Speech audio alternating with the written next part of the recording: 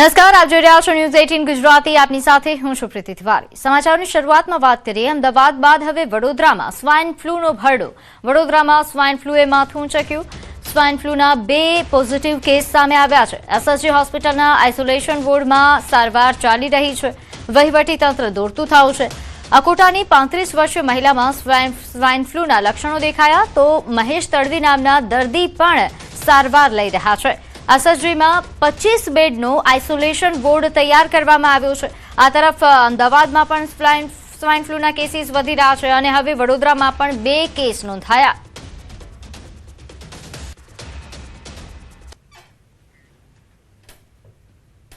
હાલ એક પેશન્ટ છે મહેશભાઈ તડવી, એ 24 તારીખે એડમિટ કરેલું હતું અને એ પોઝિટિવ છે અને આપણે 25 બેડનો with all equipment isolation ward ચાલુ કરી દેવામાં આવ્યો છે અને તમામ લોજિસ્ટિક સ્ટાફ સાથે આપણે રેડી છીએ અને એ પેશન્ટ થોડું ક્રિટિકલ છે અને અમારા નોડલ ઓફિસરો એની દેખરેખમાં છે। બીજા 2 પેશન્ટ છે। એક પેશન્ટ મુસ્કાન એ અહીંથી રજા લઈને ગયો છે, બીજું એક પેશન્ટ છે એ સસ્પેક્ટેડ છે।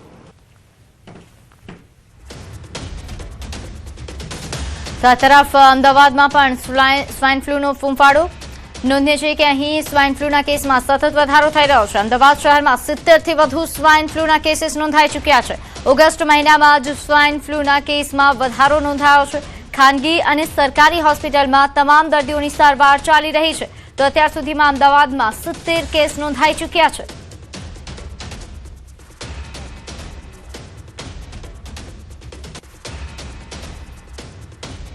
તો આ તરફ રાજકોટ શહેરમાં રોગચાળો વકર્યો। સિવિલ હોસ્પિટલમાં દર્દીઓની કતાર લાગી છે। બેવડી ઋતુની અસરથી રોગચાળો વકરી રહ્યો છે। શહેરમાં મહાનગરપાલિકા સંચાલિત આરોગ્ય કેન્દ્રમાં પણ 2300 કેસ નોંધાઈ ચૂક્યા છે। આરએમસીના આરોગ્ય કેન્દ્રમાં એક સપ્તાહમાં શરદી ઉધરસના 1054 કેસ નોંધાયા તો સામાન્ય તાવના 1017 કેસ નોંધાયા છે। ઝાડા ઉલટીના 347 કેસ નોંધાઈ ચૂક્યા છે। હાલ રાજકોટમાં બેવડી ઋતુનો અનુભવ થઈ રહ્યો છે। સિવિલ હોસ્પિટલમાં પણ દર્દીઓની લાંબી લાઈનો લાગી છે। અલગ અલગ બીમારીની દવા લેવા માટે દર્દીઓ પહોંચી રહ્યા છે। સિવિલ હોસ્પિટલ ક્યારેક વાદળછાયું વાતાવરણ તો ક્યારેક ભારે ગરમીનો અનુભવ લોકો કરી રહ્યા છે, જેના કારણે અહીં દર્દીઓની લાંબી કતારો લાગી છે।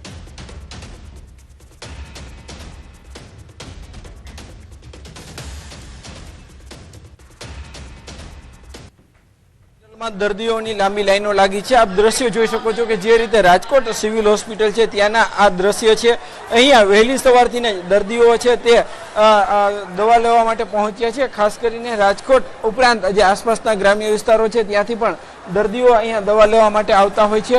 ત્યારે હાલ જે રીતે રોગચાળો પણ વકર્યો છે અને જે રાજકોટ શહેરમાં મહાનગરપાલિકા સંચાલિત આરોગ્ય કેન્દ્રમાં માત્ર ગયા એક જ સપ્તાહે જે 1054 જેટલા જે કેસ છે તે નોંધાયા હતા। શરદી ઉધરસના નોંધાયા હતા। તાવના પણ 1037 જેટલા કેસ નોંધાયા હતા। ઝાડા ઉલટીના 300 થી પણ વધુ કેસ નોંધાયા હતા। ટોટલ 2300 થી વધુ કેસ છે તે માત્ર રાજકોટ મહાનગરપાલિકા। તો હવે આગળ વાત કરીએ નેપાળમાં આકાશી આફત અંગે। વિનાશક પૂરે નેપાળમાં ભારે તબાહી મચાવી છે। નદી કાંઠાના વિસ્તારોમાં મોટા પાયે નુકસાન। પૂરથી તબાહીના દ્રશ્યો સામે આવ્યા। ધસમસતા પ્રવાહમાં અનેક લોકો તણાયા। કાંઠા વિસ્તારના અને મકાનો વહી ગયા છે। લોકોને પણ ભારે અસર પહોંચી। હજારો લોકો દબાયા હોવાની માહિતી છે। ગામડાઓમાં અનેક જળ વિદ્યુત પ્રોજેક્ટ ધોવાઈ ગયા હોવાના અહેવાલ છે। નેપાળ સરકારે ઘટના સ્થળે પોલીસ, સૈન્ય અને રાહત ટીમો તૈનાત કરી છે। ભોટે કોશી નદી એ તિબેટમાંથી ઉદ્ભવે છે અને ત્રિશુલી નદીમાં વહે છે, જે ભારતમાં ગંડક નદી તરીકે વહે છે। ગયા વર્ષે પણ આ જ વિસ્તારમાં વિનાશક પૂર આવ્યું હતું। વિસ્તારો ચીન તિબેટ સરહદની નજીક અને કોશી નદીની કિનારે આવેલા છે। સરકારે નીચાણવાળા વિસ્તારોમાં રહેતા લોકોને સ્થળાંતર કરવાનો આદેશ આપ્યો છે। વહીવટી તંત્ર એ નદી કિનારે રહેતા લોકોને વધારાની સાવધાની રાખવા અને પરિસ્થિતિ વધુ વણસે તો તાત્કાલિક ઊંચી જમીન પર જવાની સલાહ આપે છે। ગયા વર્ષે ભોટે કોશી નદીમાં પણ વિનાશક પૂર આવ્યું હતું, જેમાં 9 લોકો માર્યા ગયા હતા અને 24 લોકો ગુમ થયા હતા। પૂરના કારણે નેપાળ અને ચીનને જોડતો ફ્રેન્ડશીપ બ્રિજ પણ ધોવાઈ ગયો, જેના કારણે બંને દેશો વચ્ચે પરિવહન અને વેપાર ઘણા મહિનાઓ સુધી ખોરવાઈ ગયો હતો। એક પ્રાદેશિક આબોહવા દેખરેખ એજન્સીના જણાવ્યા અનુસાર ગયા વર્ષે પૂર તિબેટમાં એક સુપર ગ્લેશિયર તળાવના વિસ્ફોટના કારણે આવ્યું હતું. આ વખતે હિમનદી તળાવ તથા એની સાથે સંકળાયેલા પાણીના પ્રવાહની શક્યતા પર પ્રશ્ન ઉઠાવવામાં આવી રહ્યો છે. પરંતુ વર્તમાન ઘટનાનું ચોક્કસ કારણ અને હિમનદી તળાવ ફાટવાની ભૂમિકા હજુ પણ સત્તાવાર રીતે તેની કોઈ પુષ્ટિ નથી થઈ રહી. રાહત અને બચાવ ટીમો ઉપરાંત પોલીસ અને સેનાએ પણ તૈનાતી કરી દીધી છે. વહીવટીતંત્રની પ્રાથમિકતા છે કે નીચાણવાળા વિસ્તારોમાં ફસાયેલા લોકોને બહાર કાઢવામાં આવે અને ગુમ થયેલા વ્યક્તિઓને શોધવામાં આવે. હાલમાં સૌથી મોટો પડકાર એ મુશ્કેલ પર્વતીય ભૂપ્રદેશ અને મજબૂત પ્રવાહોનો છે. અધિકારીઓએ લોકોને અફવાઓ પર વિશ્વાસ ન કરવા અને વહીવટીતંત્રની સૂચનાઓનું પાલન કરવા માટે વિનંતી કરી છે. તો નેપાળમાં પૂરના તાંડવની અલગ અલગ તસવીરો પણ સામે આવી છે. પાણીના સ્તર અને નુકસાનના મૂલ્યાંકન ઉપલબ્ધ થતા ચિત્ર વધુ સ્પષ્ટ થશે. હાલમાં રસુવાથી ભોટેકોશી અને તેનાથી આગળના સમગ્ર નદી નેટવર્ક પર નજીકથી નજર રાખવામાં આવી રહી છે. તો હાલ અલગ અલગ દ્રશ્યો તબાહીના નેપાળથી સામે આવી રહ્યા છે, જ્યાં પૂરથી તબાહી મચી છે. હજારો લોકો આ પૂરના કારણે દબાઈ ગયા હોવાના સમાચાર છે અને હાલ રાહત બચાવ કામગીરી પણ શરૂ કરવામાં આવી છે. નોંધે છે કે પૂરમાં આખો પુલ તણાઈ ગયો.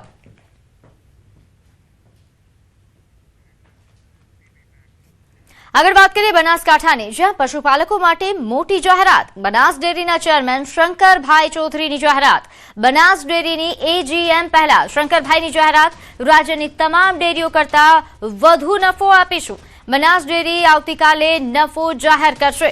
તો બનાસ ડેરીની એજીએમ થાય એ પહેલા જ મોટી જાહેરાત શંકર ચૌધરી દ્વારા કરવામાં આવી છે. રાજ્યની તમામ ડેરીઓ કરતા વધુ નફો આપીશું તેવું તેમણે જણાવ્યું છે. નોંધે છે કે બનાસ ડેરી આવતીકાલે નફો જાહેર કરવાની છે.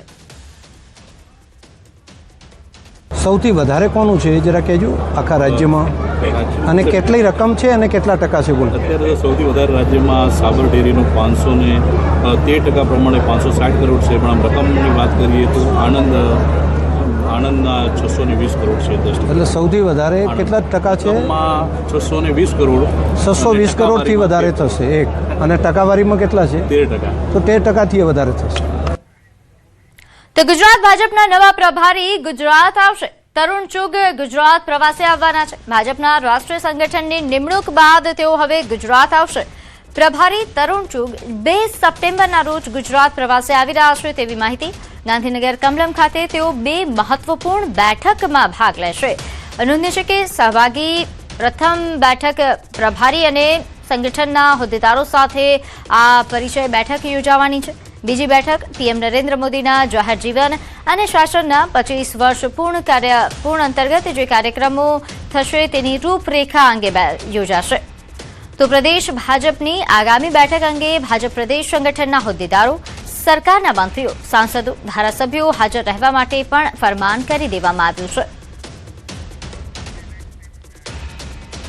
આગળ વાત કરીએ રાજકોટથી સમાચાર. જેતપુરમાં 15 વર્ષના વિદ્યાર્થીનું હાર્ટ એટેકથી મોત થયું. ધોરણ 10માં અભ્યાસ કરતો દિવ્યેશ મહાલિયાનું મોત નીપજ્યું. ટ્યુશનથી ઘરે જતી વખતે મોપેડમાં પેટ્રોલ ખૂટી ગયું હતું. મોપેડ દોરાવતી વખતે અચાનક તેને હાર્ટ એટેક આવ્યો. રસ્તા પર ઢળી પડવાની ઘટના સીસીટીવીમાં કેદ થઈ છે. સાથી વિદ્યાર્થીઓએ તાત્કાલિક તેને હોસ્પિટલ ખસેડ્યો. ફરજ પરના તબીબે વિદ્યાર્થીને મૃત જાહેર કર્યો છે. તો ખૂબ જ ચોંકાવનારી ઘટના જેતપુરથી સામે આવી છે, જ્યાં ધોરણ 10માં ભણતા વિદ્યાર્થીનું હાર્ટ એટેકથી મોત થયું. તો આ સમગ્ર બનાવ જ્યારે બન્યો, જ્યારે વિદ્યાર્થીને હાર્ટ એટેક આવ્યો અને તે રસ્તા પર ઢળી પડ્યો, તે બનાવ સીસીટીવી કેમેરામાં કેદ થયો છે, જેમાં જોઈ શકાય છે. આ ઉપરાંત માઉન્ટ આબુમાં પણ આ પ્રકારની ઘટના બની, જ્યાં એક જે અહીં રિસોર્ટ છે ત્યાં એક કર્મચારી કે જેને પણ હાર્ટ એટેક આવ્યો હતો અને તેને એક વેપારી પરિવાર દ્વારા તેનો જીવ બચાવવામાં આવ્યો. તો આ 2 અલગ અલગ તસવીરો છે. ફરી એકવાર હાર્ટ એટેકથી મોતના બનાવો વધી રહ્યા છે. જેતપુરમાં એક વિદ્યાર્થીને હાર્ટ એટેકથી મોત નીપજ્યું, તો અહીં વેઇટરને હાર્ટ એટેક આવ્યો. જોકે તેનો જીવ અહીં હાજર એ જે પ્રવાસીઓ આવ્યા હતા ગુજરાતથી, એ વેપારી પરિવાર હતો જેમણે બચાવી લીધો હતો. તો આ બે અલગ અલગ તસવીરો હાર્ટ એટેકના કહાની આપ જોઈ રહ્યા છો। રાજકોટના જેતપુરમાં વિદ્યાર્થીને હાર્ટ એટેક આવ્યો અને તેને સારવાર અર્થે ખસેડવામાં આવ્યો। તે રસ્તા પર ઢળી પડ્યો તે દરમિયાનના સીસીટીવી ફૂટેજ સામે આવ્યા હતા। તો બીજી તરફ માઉન્ટ આબુથી પણ ચોંકાવનારી તસવીરો સામે આવી।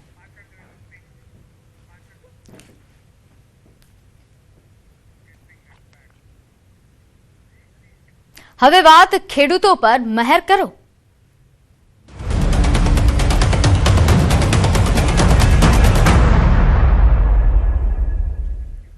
સાબરકાંઠાના પ્રાંતિજ પંથકમાં વરસાદની ખેંચથી ડાંગર પકાવતા ખેડૂતોની ચિંતા વધી છે। ચાલુ વર્ષે પ્રાંતિજ તાલુકામાં અંદાજે 8,000 હેક્ટર જમીનમાંથી ડાંગરનું વાવેતર થયું છે। પ્રથમ વરસાદ બાદ ખેડૂતોએ સમયસર વાવેતર પૂર્ણ કર્યું હતું, પરંતુ ત્યારબાદ વરસાદે લાંબો વિરામ લીધો અને ખેતરોમાં ડાંગરના છોડમાં સુકારાના લક્ષણો જોવા મળી રહ્યા છે। સાથે જ રોગચાળો અને ઈયળનો ઉપદ્રવ પણ વધ્યો છે। પાકને બચાવવા માટે ખેડૂતો બોર અને કૂવાના પાણીથી સિંચાઈ કરી રહ્યા છે, પરંતુ પાણીના સ્તર નીચે જતા મુશ્કેલીઓ વધી છે। સામાન્ય રીતે ડાંગર પાછળ 20,000 થી 30,000 રૂપિયાનો ખર્ચ થાય છે અને 70 થી 100 મણ સુધી ઉત્પાદન મળતું હોય છે। જોકે આ વર્ષે ઉપજમાં 30 થી 50% સુધીનો ઘટાડો થવાની ભીતિ ખેડૂતો વ્યક્ત કરી રહ્યા છે। હવે ખેડૂતોની નજર મેઘરાજાની મહેર પર છે। આ વરસાદ ખેંચાવાથી પાણીનો પ્રોબ્લેમ વધારે રહેશે અને એ કોરા ખેતર પડી ગયા છે, એમાં આ ઈયળોના લીધે પોનેટો બળી જાય છે અને પાકને નુકસાન થાય છે અને પાણી બોરનું પાણી પર પોકી વરાતું નથી, એટલે ઓલ ઓવર પાકને નુકસાન થવાનું છે। અને ડાંગરના વાવેતરમાં મેઇન છે પાણી। પાણી વગર ડાંગર પાકે એવું લાગતું નહીં આ સાલ। એટલે મેઇન વસ્તુ કે ઓલરેડી પાણી વરસાદ ઓછો છે અને બોરના સ્તર ઓલરેડી ઊંચા જઈ રહ્યા છે, નીચે એકદમ નીચે જ જઈ રહ્યા છે બહુ પાણીના સ્તર, એટલે આ તકલીફ છે। દર વર્ષે વરસાદ આવે એટલે 50 થી 60 મણ અને સારી ખેતી હોય તો 100 મણ સુધીનું ઉત્પાદન મળે છે, પણ આ વર્ષે એવું લાગે છે કે 50% ઉત્પાદન મળે એવું લાગે છે। સાબરકાંઠા જિલ્લામાં ખાસ કરીને આખા ચોમાસુ સિઝનમાં ખેડૂતો ડાંગરનું વાવેતર કરતા હોય છે, પરંતુ હાલ ડાંગરમાં આ વખતે પરિસ્થિતિ એવી થઈ છે કે જે પૂરતો વરસાદ જોઈએ તે પૂરતો વરસાદ મળતો નથી।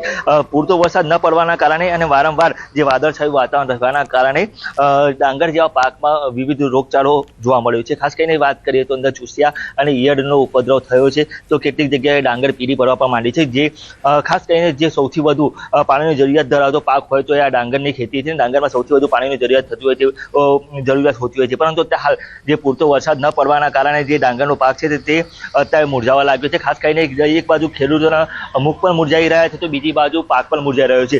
એટલે કે જે હજુ તો જે પૂરતો વરસાદ પડ્યો નથી, તેના કારણે આ પરિસ્થિતિનું નિર્માણ થયું છે। હજુ તો વરસાદ હજી આવવાની કોઈ શક્યતા લાગતી નથી, જેના કારણે જે આવનાર સિઝનમાં પણ ખેડૂતોને ભારે નુકસાન થઈ શકે તેમ છે।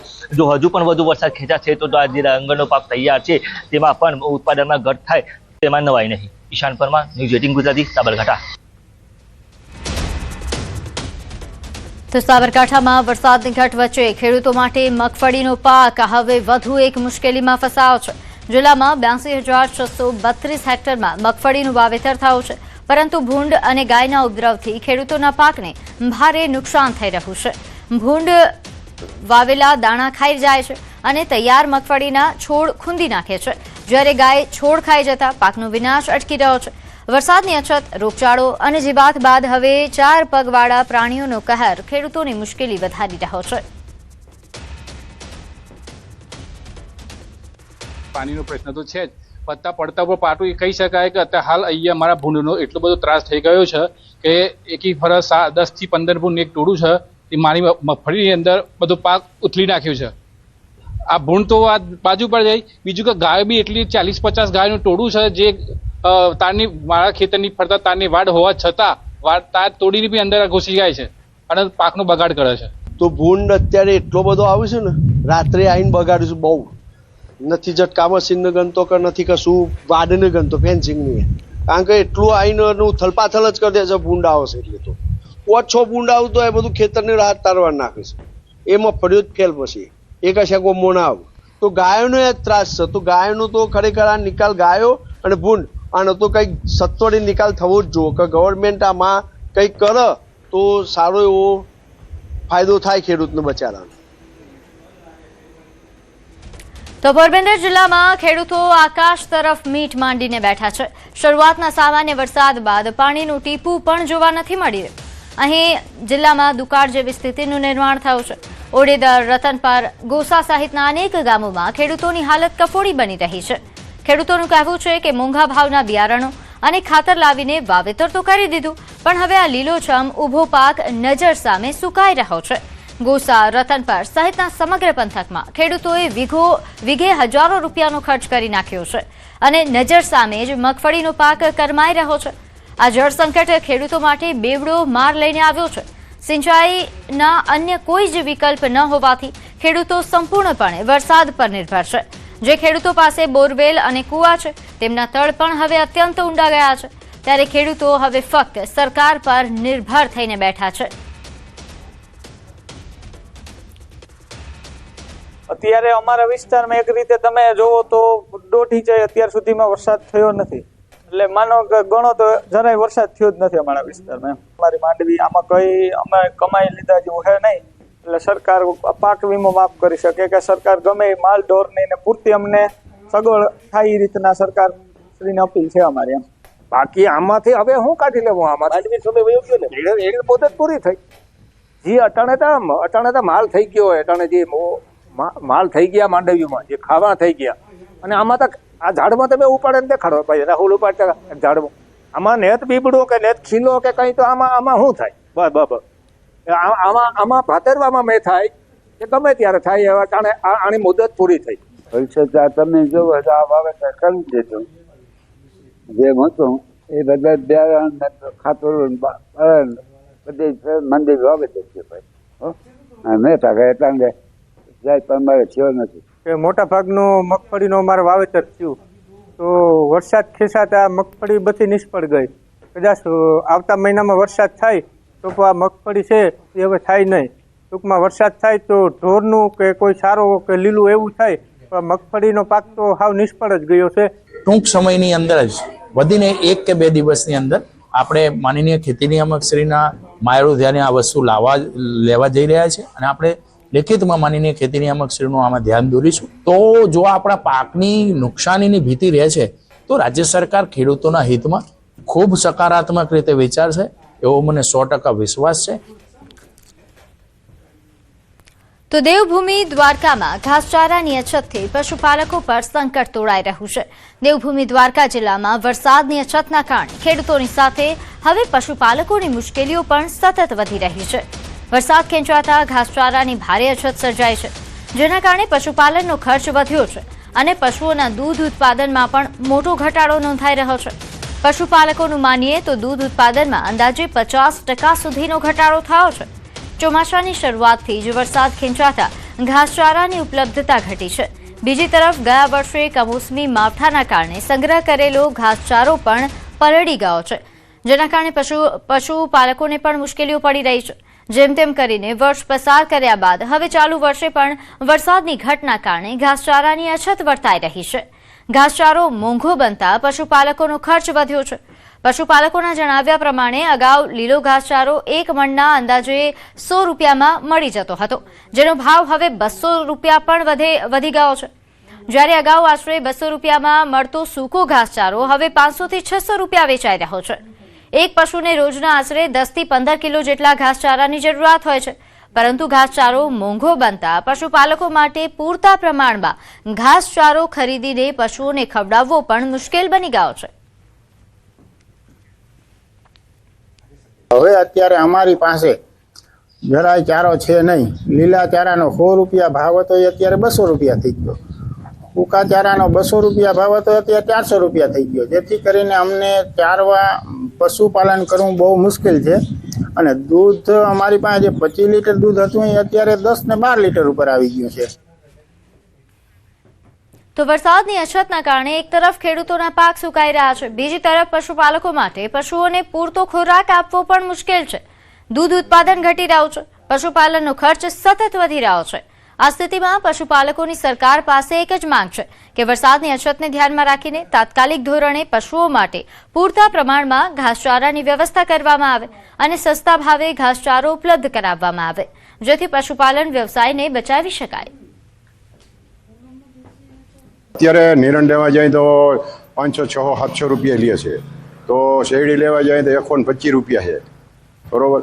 કારણ કે અત્યારે આપણે અહીંયા ગમે છરો તમે લેવા જાઓ ને તો એ પહોંચ થાય એમ કોઈ ખેડૂતને નથી. તો માલનું કરવું કે આપણે માણસનું કરવું, કેનું કરવું?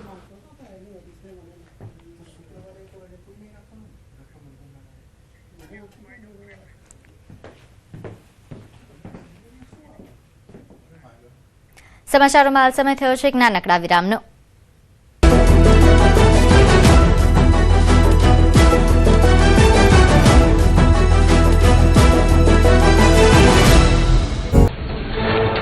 રાજસ્થાનના ભરતપુરમાં ધોધમાર વરસાદ બાદ જળબંબાકાર. શહેરની અનેક સોસાયટીઓ તળાવ બની, જનજીવન અસ્તવ્યસ્ત. સરકારી અધિકારીઓના નિવાસસ્થાનો અને કચેરીઓમાં પણ પાણી ભરાયા. રાજસ્થાનના હિંદૌનમાં ભારે વરસાદ બાદ જળબંબાકાર. ડેમ્પ રોડ સહિતના અનેક વિસ્તારો પાણીમાં ગરકાવ.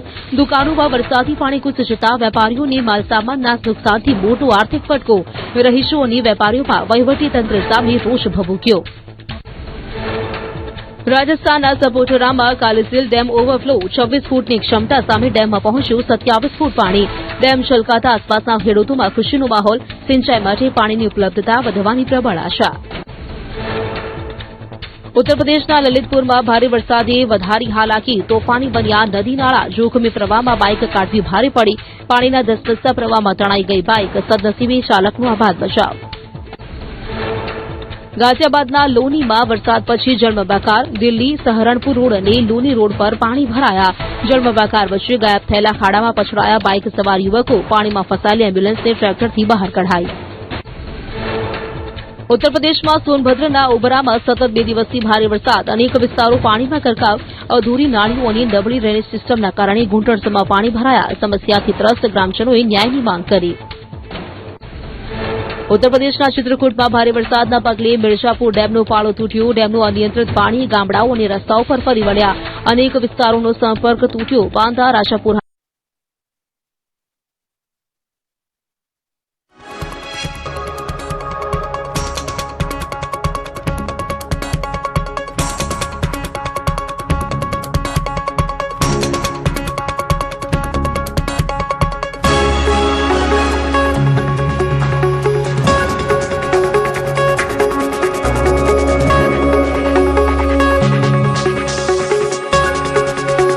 દ્વારકામાં વરસાદ ખેંચાતા મગફળીના પાક પર સંકટ. વરસાદ ખેંચાતા પાણી હતું દારમાં, ખલાસ થઈ ગયો અને માંડવી સાવ સુકાઈ ગઈ છે. ખેડૂતોની પરિસ્થિતિ અત્યારે એટલી ગંભીર છે કે કોઈ એને વાત ના કરો. જે આખા વર્ષની જે મહેનત હતી, મહેનત ફેલ ગઈ છે અને આરે આરે જે કાંઈ મૂડી હતી એ મૂડી પણ જમીનની અંદર રોપી દીધી છે. એટલે અમારી પાસે હવે બીજો કોઈ વિકલ્પ પણ નથી.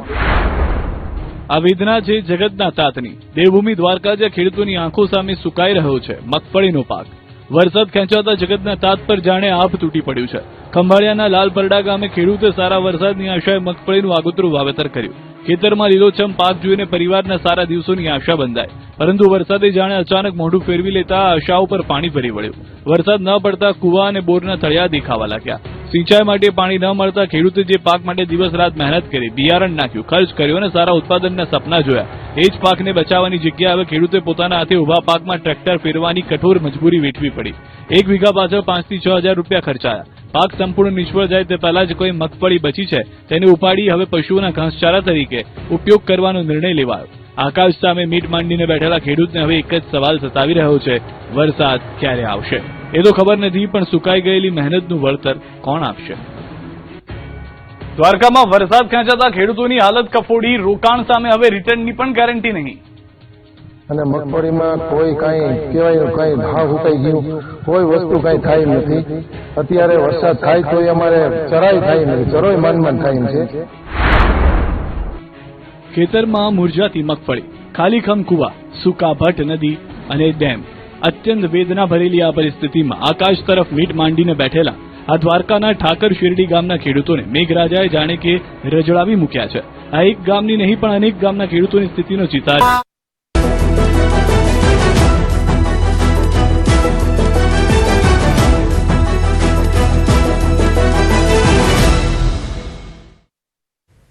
વિરામ બાદ આપનું સ્વાગત છે. આગળ વાત કરીએ મંત્રી જીતુ વાઘાણીના નિવેદન પર. રાજ્યની 7 ડેરીઓ પણ બાયો સીએનજી પ્લાન્ટ નાખવામાં આવશે. પ્લાન માટે જમીન રાજ્ય સરકાર આપશે.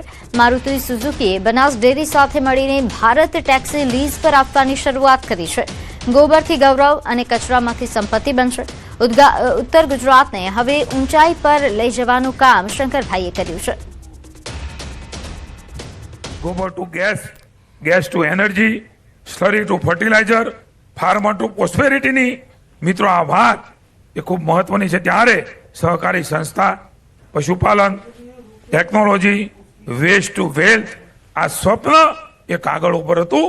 હવે આપણે બધા એ મિત્રો એ કાગળ ઉપરથી ધરતી ઉપર લઈ આવવાનું કામ અહીંયા બનાસ ડેરી મોડેલે કર્યું છે. ત્યારે ભારતના ગામડાઓના નવા વિકાસનું મોડલ, સહકારથી સમૃદ્ધિનો માર્ગ, અને મેં કહ્યું એમ ગોબરથી ગૌરવ અને કચરાથી સંપત્તિનું મોડલ એ મિત્રો આપણી બનાસ ડેરી બની છે. આગળ વાત કરીએ અમદાવાદમાં ગોળ અને ખાંડ ખરીદવાની ઉતાવળ ન કરતા, કારણ કે ગુજરાત સુગર એજન્ટ એસોસિએશનના પ્રમુખનો દાવો છે કે ધીરે ધીરે ખાંડ અને ગોળના ભાવમાં ઘટાડો થશે. સરકાર ખાંડની આયાતની જાહેરાત કરશે તો ભાવ ઘટી શકે. ગુજરાતમાં ખાંડની અછત નહીં સર્જાય. તહેવારો નજીક છે ત્યારે ખાંડના ભાવમાં શું ભાવ વધારો થશે, ગોળના ભાવમાં પણ શું પરિસ્થિતિ રહેશે, આ વિશે વાતચીત કરવા માટે મારી સાથે અત્યારે ગુજરાત શુગર એજન્ટ એસોસિએશનના પ્રમુખ જયંતિભાઈ શાહ છે. તેમની સાથે વાત કરીશું. જયંતિભાઈ, જે પ્રકારે ભાવ વધારો છે શું જોવા મળી રહ્યું છે, હાલની પરિસ્થિતિ કેવી છે? ખાંડ અને ગોળના ભાવ વધશે કે ઘટશે? ખાંડના ભાવે ઘટશે અને ગોળના ભાવે ઘટશે, પણ પ્રમાણમાં જે 25-50 રૂપિયા કિલો એ નહીં ઘટી જાય, 15 રૂપિયા ઘટશે. 15 રૂપિયા ઘટશે. અચ્છા, ક્યારે ઘટશે? હવે શરૂઆત થઈ ગઈ ઘટવાની. શરૂઆત થઈ ગઈ. આજે 5-7 રૂપિયા ઘટ્યા છે, એમ ધીરે ધીરે ઘટશે. ધીરે ધીરે ઘટશે. અને ગવર્મેન્ટ સચેત થઈ ગઈ છે ખાંડ માટે.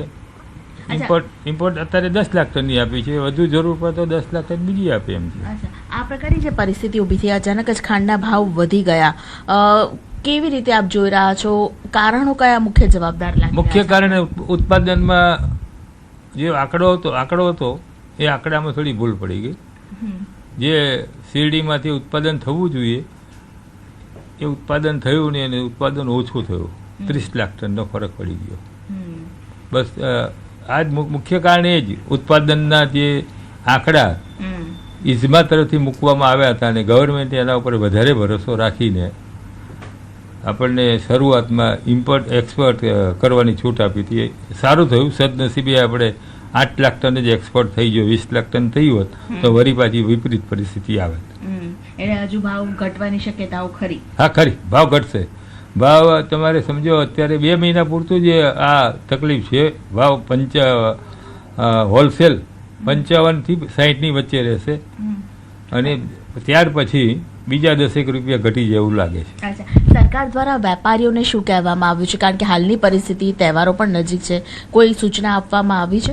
વેપારીઓ કરતા એ લોકો મિલો તરફ વધુ ધ્યાન આપે, કારણ કે ખાંડનો જથ્થો મિલોમાંથી રિલીઝ થવાનો અને વેપારીને વેચવાનો. વેપારી કોઈ વર્ગ એવો નથી કે આપણે ખાંડ ભરી લઈએ, અને ખાંડ ભરવા માટે રકમો મોટી જોઈએ, જગ્યાએ મોટી જોઈએ, અને ખાંડ ભરીને 15 દિવસમાં નિકાલ કરવાની પોતામાં ક્ષમતા હોવી જોઈએ. એટલો જ માલ ભરાય. એનાથી વધુ માલ ભરો તમે કાયદેસરના તમે ગુનેગાર થાઓ. સમાચારોમાં હાલ બસ આટલું જ. આપ જોતા રહો ન્યૂઝ 18 ગુજરાતી. નમસ્કાર.